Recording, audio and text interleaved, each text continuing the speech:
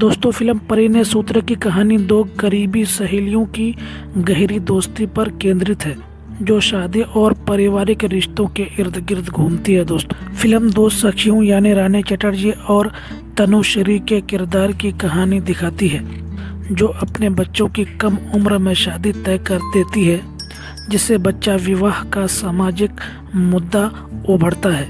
बाद में गरीबी, अमीरी, गलतफहमियां और पारिवारिक टकराव से उनकी दोस्ती और रिश्तेदारी टूटने लगती है। दोस्तों, जैसे कि बॉलीवुड फिल्म राजा फिल्म में दिखाई गई है। दोस्तों, लेकिन आगे कहानी में बड़ा मोड़ तब आता है दोस्तों, जब तनुश्री का एक दुर्घटना में मौत हो जाता है और रानी चटर्जी अपने सहेली की बेटी को अपनी मां की तरह संभालने का फैसला करती है।